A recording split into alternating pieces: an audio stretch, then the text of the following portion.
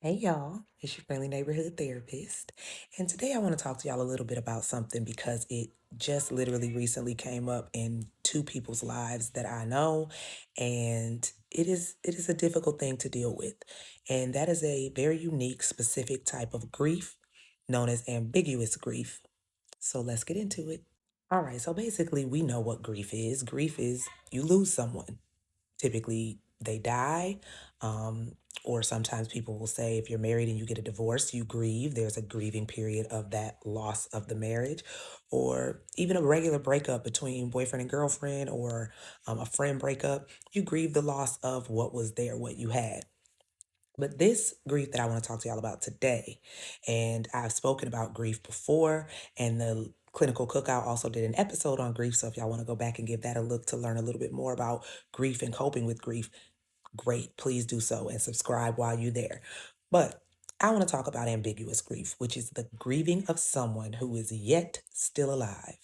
Um, and this is different from, well, divorce and things like that can be included in this type of grief, but I'm specifically talking about estrangement of close bonds like parent child, sibling, things like that. So you have got to grieve this person because there is no chance of reconciliation, or very, very little chance of reconciliation. So you go through a grieving process, but they're still alive, they're still breathing. So how do you deal with that? What are the ways that you deal with that, and how does this impact you differently from someone dying? Now, real quick, what this is not is anticipatory grief. So if you have someone in your life who is close to death, let's say someone on hospice or someone with a terminal illness, and you know there's not much time left, and you have already started grieving that loss even though they are still here, that is known as anticipatory grief. That is not the same as ambiguous grief. Ambiguous grief literally is about this person is still alive, well, breathing, walking this earth, and it is like they are emotionally dead to me, or I am emotionally dead to them, and we have no contact, and I am grieving this loss. So, with this type of grief, ambiguous grief, we are talking about someone who is doing things differently. They've done things to you that they would have never done before. They are treating you in ways that they would have never treated you before, and they are not there for you the way that they once were. So you are grieving the loss of a bond that was once there that is now broken. So, with ambiguous grief, you will feel various things. There may be feelings of sadness and yearning, anger and guilt, or a range of other emotions. All are okay and normal. This specific type of grief, the emotions that you feel can become even more complicated than the grief that comes after a death, when the behaviors and words of this person cause us to question our old memories and question who we once knew. Like, who are you? I don't even know you anymore. And we recognize, okay, I can't maintain being in this person's space. It has become toxic in some way, or unhealthy or maladaptive, and I need to protect myself. And listen, we don't only have to protect ourselves from physical hurt, psychological and emotional hurt can be 10 times worse. I'm a firm believer that although physical harm is really, really bad, physical scars heal, but the emotional and psychological damage they leave, that's a whole nother battle. Another major difference with ambiguous grief, or another complication, is that many people don't recognize it as grief. It's like, what are you grieving for? Just cut them off and move on. We live in a society now where it's like cut them off and move on.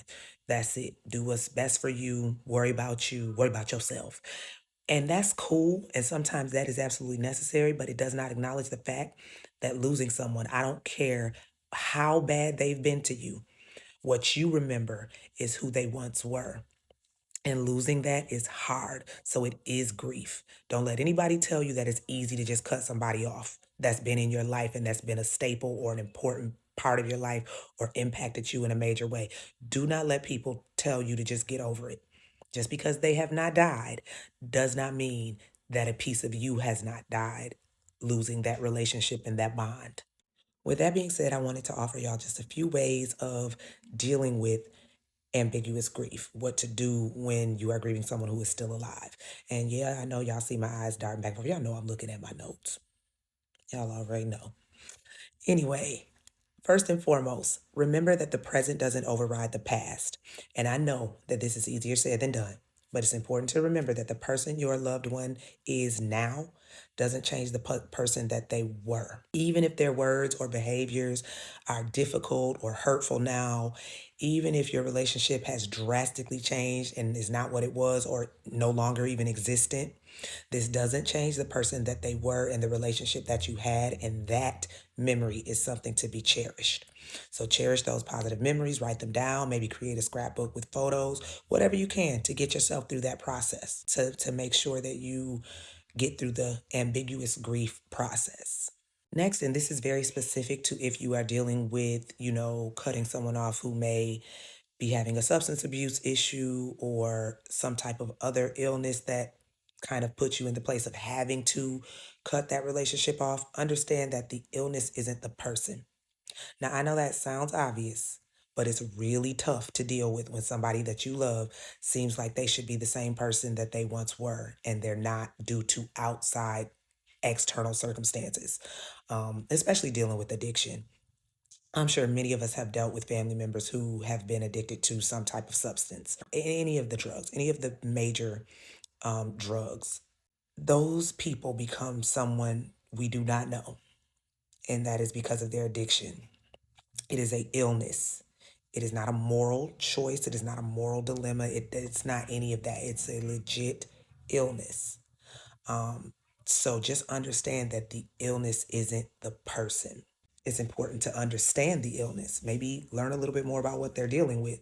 And this could be anything, like I said, substance abuse, dementia, a brain injury, any type of mental disorder like schizophrenia, bipolar disorder.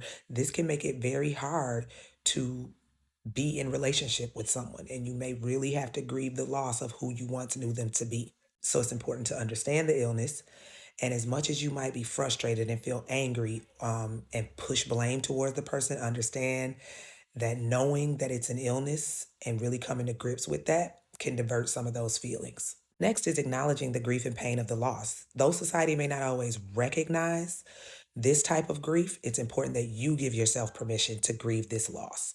Acknowledge and express the pain of the loss rather than trying to ignore it and avoid the pain. And that's with anything. If you suppress or repress what you are feeling, it only manifests in other maladaptive ways. So you don't want to do that.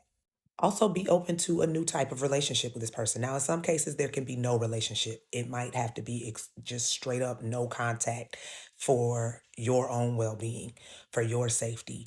Um, and that's okay. If it that's a whole nother topic if you have to go completely no contact. But if you don't have to go completely no contact, just be open to the new type of relationship. Set certain boundaries. There can still be a relationship had even though this person is different. It just won't look the same. And lastly, connect with others who can relate.